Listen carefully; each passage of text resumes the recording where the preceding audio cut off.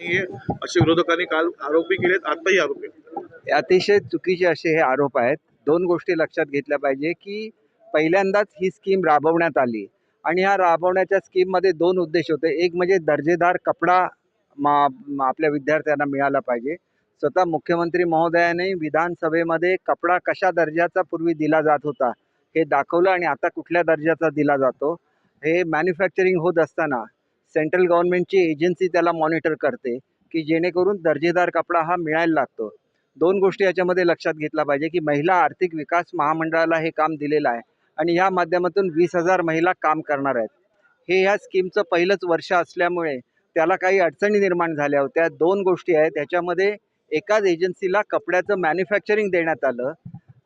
आपला विभाग हा खूप मोठा विभाग आहे. 2 कोटी मुलं त्याच्यामध्ये काम करतात आणि जवळजवळ 54,000च्या आसपास, मला आता नेमकं आकडा आठवत नाही, तर 45,000 किंवा 54,000 विद्यार्थ्यांना 2 युनिफॉर्म द्यायचे होते. म्हणजे जवळजवळ 1,00,000 गणवेश तयार करायचे होते. तर महिलांनी हे पहिल्यांदाच काम तयार केलेलं असल्यामुळे त्याच्यामध्ये काही जरी त्रुटी राहिलेल्या असल्या तरी महिला आर्थिक विकास महामंडळाने याच्यावर गुंतवणूक केलेली आहे. त्या ठिकाणी त्यांच्या कटिंग मशीन्स असतील, स्विंग मशीन्स असतील, या सगळ्या नव्याने खरेदी करणं आणि विशेषतः मुलांची मापं घेणं हे सुद्धा पुढच्या वर्षी व्यवस्थित होऊ शकलं असतं. त्याच्यामध्ये एकाच मॅन्युफॅक्चररला ऑर्डर देण्याऐवजी आम्ही ज्याप्रमाणे बालभारतीमध्ये करतो की कागदाची ऑर्डर द्यायची असेल तरी सर्व मिल्सना ती देतो, कारण एवढ्या मोठ्या प्रमाणात रिक्वायरमेंट असते की एक मिल वेळेवर कागदपत्र पोचवू शकत नाही. किंवा प्रिंटिंगची कामं महाराष्ट्रामधल्या सगळ्या प्रिंटिंग प्रेसना देतो, त्याला वेळेवर आम्हाला पुस्तकं मिळतात. तशीच सिस्टम स्कूल एज्युकेशनमध्ये आणायला पाहिजे आणि त्याच्यासाठी यावर्षी विभागनिहाय कपड्याच्या मॅन्युफॅक्चरिंगची व्यवस्था करायला पाहिजे होती. परंतु मला आत्ताच कळलं की नवीन एक GR काढून पुन्हा एकदा शाळांकडे हे सोपवलं जातं आहे. मुळात एक गोष्ट लक्षात घेतली पाहिजे की पूर्वीच्या काळामध्ये फक्त शेड्यूल कास्ट आणि जे बिलो पॉवर्टी लाईनची मुलं आहेत त्यांनाच गणवेश दिले जात होते. मी शिक्षण मंत्री झाल्यानंतर सर्व मुलांना सरसकट गणवेश देण्याचा निर्णय घेतला. मुलांना शूज आणि सॉक्स देण्याचा निर्णय घेतला. शेवटी एवढी मोठी स्कीम ज्याला आपण पहिल्याच वर्षी राबवतो त्याला काही अडचणी येतात. त्याच्यामध्ये 2 अडचणी आल्या. एक म्हणजे स्काउट अँड गाईड आता कंपल्सरी केलेला आहे आणि आपला जो गणवेश आहे हा स्काउट आणि गाईडला अनुरूप असा गणवेश केलेला आहे. स्काउट गाईडची जी सेंट्रल एजन्सी आहे दिल्लीवरून असं कळवण्यात आलं की पुढल्या वर्षीपासून स्काय ब्ल्यू हा आमचा ड्रेस राहणार आहे आणि त्याप्रमाणे आम्ही स्काय ब्ल्यूची ऑर्डर दिली आणि नंतर त्यांनी कळवलं की स्टील ग्रे हा आमचा युनिफॉर्मचा कलर राहील. परंतु मी अत्यंत सिरियसली घेतलं. स्काउट अँड गाईडच्या ह्याला कळवलं की आमचं हे मॅन्युफॅक्चरिंग थांबवायला लागलं आणि स्टील ग्रेचं पुन्हा मॅन्युफॅक्चरिंग सुरू करायला लागलं. एवढा बेजबाबदारपणा करता येणार नाही. स्काउट गाईडला एकंदर जी मुलं आहेत त्याच्यापैकी 70 ते 75% मुलं ही महाराष्ट्रातली आहेत. त्याला महाराष्ट्राला अशा रीतीने तुम्ही ट्रीट करू शकत नाही हे सांगितल्यानंतर त्यांनी आता कबूल केलेलं की पुढच्या वर्षीपासून स्काय ब्ल्यू हाच कलर राहील, त्याच्यामुळे पुढच्या वर्षी ही अडचण येणार नाही. असा जर काही निर्णय घेतलेला असेल तर मी मुख्यमंत्री महोदयांशी बोलेन आणि हा निर्णय बदलून घेईल. स्टँडर्ड कपडाच मुलांना मिळाला पाहिजे आणि त्यांच्या मापाप्रमाणे शिवला गेला पाहिजे. पहिलीतली मुलं सोडली तर सर्व मुलं ही आदल्या वर्षी उपलब्ध असतात. त्याची मापं महिला जो आहे हे आहे महामंडळ आहे, महिला आर्थिक विकास महामंडळ, त्यांनी त्यांची मापं घ्यावी. परफेक्ट मापाचे त्यांना युनिफॉर्म्स द्यावे. दुसरी गोष्ट अशी आहे की काही मुलींची मागणी होती की आपल्याला स्कर्ट आणि वरचा शर्ट हा जो युनिफॉर्म आहे ह्याच्याऐवजी आम्हाला पंजाबी ड्रेस हा युनिफॉर्म द्या. तो सुद्धा आम्ही गेल्या वर्षी मान्य केला. ही फ्लेक्झिबिलिटी राहते कधी ज्याला आपण स्वतः असं हे करतो आणि जवळजवळ 20,000पेक्षा जास्त महिला ज्या क्षेत्रामध्ये काम करतात त्याच्याबद्दल असा तडफातडफी निर्णय घेणं हे चुकीचं आहे. आधी महिला आर्थिक विकास मंडळाशी चर्चा करायला पाहिजे होती. त्यांनी किती तऱ्हेच्या मशिनरी खरेदी केलेल्या आहेत, यावर्षी त्यांची कशी तयारी आहे हे बघून यावर्षी व्यवस्थित काम होऊ शकेल असं मला वाटतं. टीकेला टीका कोणी करतं, परंतु आजपर्यंत मुलांना युनिफॉर्मचं मिळत नव्हतं हे कोणाला माहिती आहे का? कधी तुम्ही मागणी केली होती का युनिफॉर्म सगळ्या मुलांना द्या म्हणून? मी स्वतःहून सगळे निर्णय घेतलेले आहेत. 3 कोर्स मील देण्याचा निर्णय घेतलेला आहे ज्याच्यामध्ये सूप किंवा सलाड मिळेल, बिर्याणी मिळेल, स्वीट डिश मिळेल. मुलांची काळजी घेतली गेली पाहिजे आणि ती योग्य रीतीने घेतली पाहिजे असं माझं स्वतःचं म्हणणं आहे. पूर्वी शिक्षण मंत्री होतो, आता शिक्षण मंत्री राहू शकलो नाही. हा एक एवढा विषय सोडला तर कुठल्याही बाबतीत त्रुटी राहिलेल्या नाहीत आणि ह्याचंसुद्धा कारण असं आहे की हा निर्णय आम्ही पहिल्यांदाच घेतला आणि त्याच्यामध्ये स्काउट अँड गाईडकडून जो गोंधळ झाला त्याच्यामुळे स्टील ग्रे की स्काय ब्ल्यू याच्यामध्ये थोडासा विलंब झाला. परंतु पुढच्या वर्षीपासून हा विलंब होणार नाही. पुढच्या वर्षीपासून स्काउट अँड गाईड विषय कंपल्सरी आहे, ॲग्रिकल्चर विषय कंपल्सरी आहे. 5 दिवसाचा आठवडा केलेला आहे, 6वा हॅपी सॅटर्डे आहे. CBSEच्या अभ्यासक्रमाप्रमाणे महाराष्ट्रामध्ये अभ्यासक्रम लागू केलेला आहे. अनेक क्रांतिकारी निर्णय जे पहिल्यांदा महाराष्ट्रामध्ये घेतले गेले.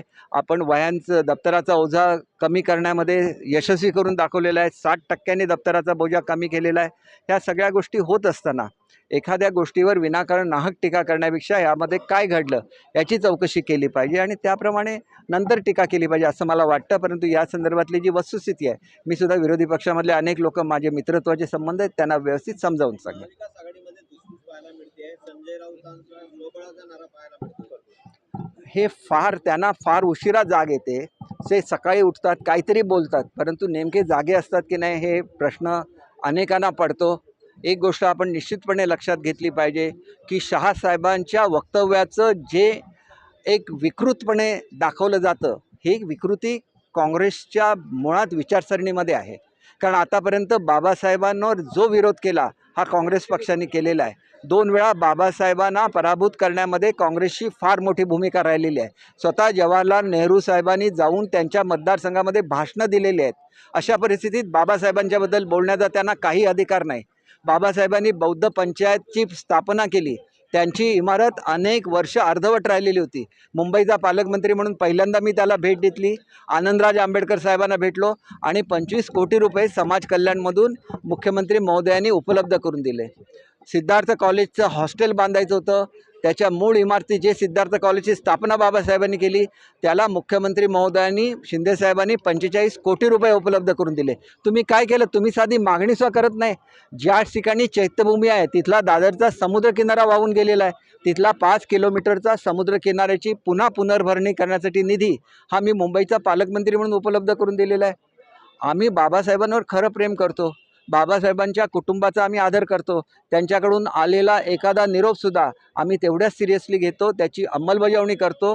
एवढं काम आम्ही जर बाबासाहेबांसाठी करत असू तर काँग्रेसला काय अधिकार आहे बाबासाहेबांचं नाव घ्यायचा? आणि असं म्हटलं की तुम्ही नाव घेऊ नका. त्यांनी 3 वेळा बाबासाहेब म्हटलं असेल, पण म्हणायचा अर्थ काय होता की बाबासाहेबांचं नाव घेण्याचा तुम्हाला अधिकार नाही. कारण कॉन्स्टिट्यूशन डे सुद्धा NDAने सुरू केला. तुम्ही कधी बाबासाहेबांची आठवणसुद्धा केली नाही. उत्तर प्रदेशामध्ये एवढे बाबासाहेबांचं मायावती कापून टाकलं. तुमची जास्त निष्ठा, तुमची 80% निष्ठा ही पवारसाहेबांची आहे आणि 20% निष्ठा ही ठाकरे कुटुंबियांकडे आहे. ही वस्तुस्थिती आहे. म्हणून तुम्ही काय केलं की अगोदर त्यांना काँग्रेसशी जोडून दिलं. काँग्रेसशी जोडल्यानंतर काँग्रेसच्या विचाराबरोबर ते गेले. अल्पसंख्याकांची मतं घ्यायला लागले. अल्पसंख्याक हा काँग्रेसचा आधार आहे, कारण त्यांना ते झुलवत ठेवतात आणि मतासाठी त्यांचा वापर करतात. आम्ही असं कधी केलेलं नाही. आमच्या कुठल्याही स्कीम बघा NDAच्या सगळ्यांसाठी समान स्कीम आहेत, परंतु ते तसं करत नाहीत. मौलाना अब्दुल कलाम जी स्कीम आहे त्याच्यासाठी 50 कोटीवरून 500 कोटीवर आम्ही बजेट नेलं. तुम्ही कधी हे केलेलं नाही आहे. त्याच्यामुळे तुमचं बेगडी प्रेम आहे काँग्रेसचं. हे काँग्रेस सातत्याने स्वातंत्र्यवीर सावरकरांचा अपमान करत राहिले. त्यावेळेला संजय राऊत का बोलले नाहीत हा प्रश्न आहे. आज तुमच्याबरोबर शिवसैनिक राहिलेले नाही आहेत. तुम्हाला जी मतं मिळतात ही अल्पसंख्याकांची मतं मिळतात. सगळे शिवसैनिक हे शिंदे साहेबांच्या बरोबर आहेत. का आहेत? तर बाळासाहेबांनी सांगितलेलं होतं की माझा सच्चा शिवसैनिक हा महाराष्ट्राचा मुख्यमंत्री झाला पाहिजे आणि बाळासाहेबांची ती इच्छा एकनाथ शिंदे साहेबांनी खरी करून दाखवली. ही वस्तुस्थिती आहे आणि म्हणून आज 90% शिवसैनिक हे एकनाथ शिंदे साहेबांच्या बरोबर आहे. ही वस्तुस्थिती आहे. आता संजय राऊत काही बोलून दे, आम्ही त्याचं चोख उत्तर हे महाराष्ट्राच्या जनतेने मतपेटीतून दिलेलं आहे. चल, अधिवेशन झालेलं आहे पूर्ण, परंतु अजूनही खातेवाटप नाही.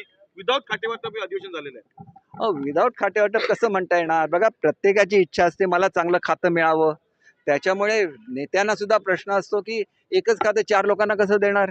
त्याच्यामध्ये कोणाची निवड करायची हे थोडंसं असतं. आता तुम्ही बघितलं ज्यांना मंत्री झाले त्याच्यावेळी काही लोक सुद्धा नाराज होऊन गेले. आता त्याला काय करणार? उद्या मंत्री नाराज झाले तर मग काय करणार? सगळ्यांना सांभाळून मंत्री चालवायला लागतं. पुढची 5 वर्ष चालवायची, त्याच्यासाठी 5 दिवस उशीर झाला म्हणून फार मोठा गजब करण्याची काही गरज नाही आहे. योग्य वेळेला मागच्या वेळेला सुद्धा आम्ही ज्यावेळेला शपथ घेतली त्याच्यानंतर जवळजवळ 8 की 10 दिवसानंतर वाटप झालं होतं. आम्ही कुठे त्यावेळेला कोणी काय काढलं नाही. आता आम्हाला मोठं बहुमत मिळालं म्हणून प्रत्येक गोष्टीमध्ये कुठेतरी त्रुटी काढली जाते. काँग्रेसच्या मंत्रिमंडळाची आणि पदाचं वाटप 1 महिना होत नव्हतं, त्यावेळेला कोणी काय बोलत नव्हतं.